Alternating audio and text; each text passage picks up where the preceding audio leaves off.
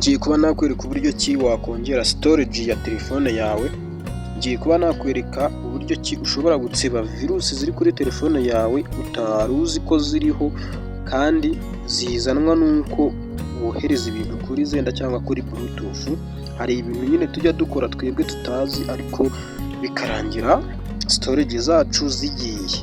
Ubwo rero hari igihe ufite utuntu dukeya muri telefone yawe, ariko wareba storage usigaranye ugasanga n'ubundi storage ugasanga yarashize, yararangiye. Ngiye kuba nakwereka uburyo ki rero wacekinga ibyo bintu ukoresheje telefone yawe. Okay? Noneho ubwo rero niba uri mushyashya wowe, kanda subscribe, ukande ku nzogera kugira ngo ujye ubona video zikugeraho buri munsi kandi ukazibona mu ba mbere. Okay? Noneho mbere na mbere ngiye kumanza njye kuri storage yanjye mbereke storage ngiye nsigaranyeho. Okay? Urabona ko nsigaranyeho hano ngewe gigabyte 15. Ngiye kuba nakwereka uburyo ki rero telefone yanjye ngiye gukoraho ibintu by'ibivirusi biriho then nkagira storage nini. Okay? Ngiye kuba nabikoresha rero telefone yanjye. Tudatinze rero uraza n'ubundi kuri storage yawe nk'ibisanzwe gutya mbikoze, nurangiza ujye hano hantu handitse uti app.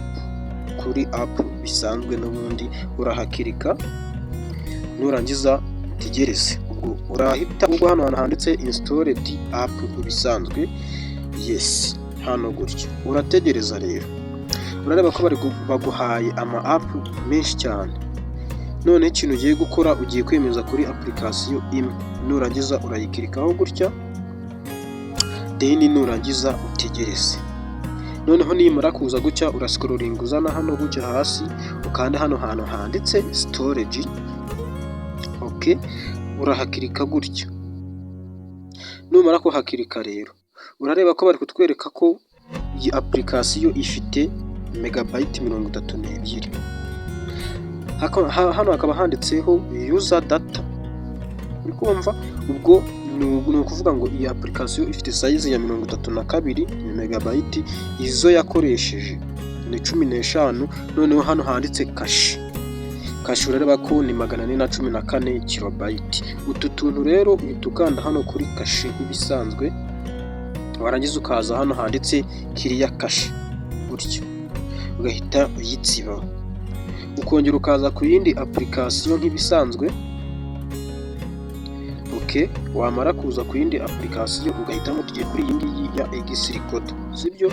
Wihitamo gutyo ukayikirikaho, warangiza ukaza ugakanda hano handitse storage n'ubundi nk'ibisanzwe, warangiza ukaza urareba ko ifite cache ya 5.90. Izi cache nyine ni megabyte zidafite ikintu na kimwe zimaze kuri telefone yawe. Warangiza ugahita ukanda hano handitse clear cache, ubwo nayo twayitsibye. Warangiza nanone ukarebamo indi application nanone, ugahera ruhande ukaza ugakanda hano handitse storage, then ukaza urareba ko ningi ifite cache nanone ya 1.80. urareba ko ukaza hano ugakirika clear cache, ukongera ukagaruka inyuma, ukongera ukaza hano handitse Facebook Lite, naho gutyo ukabikora gutya. Ukaza urareba ko Facebook Lite ifite cache ya megabyte 13.76 idakoresha, naho ugakirikaho clear cache nk'ibisanzwe, ukongera ukagaruka ukajya ku yindi application yitwa YouTube Studio. Ubwo weho biraterwa n'izo ufitemo, ariko bikore gutyo. Ukaza nanone kuri storage nk'ibisanzwe, ukaza urareba ko nayo ifite cache ya megabyte 21.76, ugakirika hano handitse clear cache. Nanone ugasubira inyuma nk'ibisanzwe, ukaza ku yindi application nk'ibisanzwe, ukaza hano storage nanone nk'ibisanzwe, ariko ningi ifite megabyte 9, nabwo ugakanda clear cache, ukongera ugahera ruhande application zose ufitemo na WhatsApp, ugakomeza ukaza hano storage. Okay? Nanone urareba ko ifitemo 2 nanone megabyte, ugatsiba, ukongera application zawe zose za telefone ugomba kuzizengurukamo kugira ngo ubashe kugarura storage zawe zatakaye kandi nta mwanya zifite, nta n'ikintu zifashe. Okay? Warangiza nkuko ndi kubikora gutya, ukaza kuri application zose ufitemo za CapCut, nayo ndayikirikaho, nindangiza nkande gutya, urareba ko nayo ifite kashe nini cyane, nayo ndayikirikaho gutya, nongere nsubire inyuma njye kuri vidiment, nayo checking storage, naho urareba ko ifite kashe ya 18 n'ibice 37, nayo ndakirika hano ya kashe, nindangiza nongere ngaruke njye kuri InShot, nayo ndabigenza gutyo kuri storage, nongere urareba ko nayo ifite 3 n'ibice 72, bitsibe, nongere nanone njye kuri Canva, nayo nkande kuri storage nk'ibisanzwe, nayo urareba ko ifite 32 megabyte, nongere nayo nyitsibe nk'ibisanzwe gutya, noneho nongere nsubire inyuma nanone AI ChatGPT, nayo ndaza nyicekinge gutya, ko yo nta kashe n'imwe ifite, ndongera ngaruke njye kuri all PDF, nayo ndaza nyicekingire hano nanone, urareba ko ifite kashe ya 26, ndaza nabyo mbitsibe gutya, nongere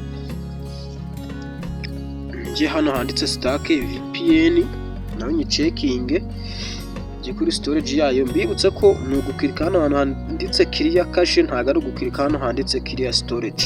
Urabona ko VPN yo ifite cache ya kilobyte, n'ubundi izi ngizi ni nkaho nta mwanya mwinshi zifite. Njye kuri Facebook hano, nongere njye kuri storage, nayo ifite kilobyte. Ni ukuvuga ngo ibi ngibi kuri application ukunda gukoresha cyane niho bikunda kugoranira, ugasanga yabitse ibi bya megabyte byinshi, hari n'iyo usanga yarabitse gigabyte.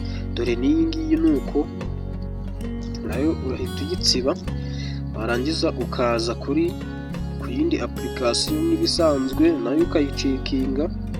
Dore n'iyi ngiyi ifite megabyte nyinshi, ukazitsibaho witonze, ukaza kuri Phoenix, nayo ukayicekinga witonze, ukaza ibi byose urabona ko nayo ifite megabyte 17, ukabitsiba. Warangiza ukaza no ku yindi application nanone ugacekinga byose, mbese ibintu ufite muri telefone yawe ugomba kubicekinga. Urareba ko iyi ngiyi yo nta kintu kiriho, warangiza ukaza n'iyi ngiyi ukayicekinga, deni wasanga biriho ukabitsiba, ugacekinga n'indi. Ibintu byose biri hano ugomba kubicekinga kugira ngo storage zawe zibashe kuba zagarukamo.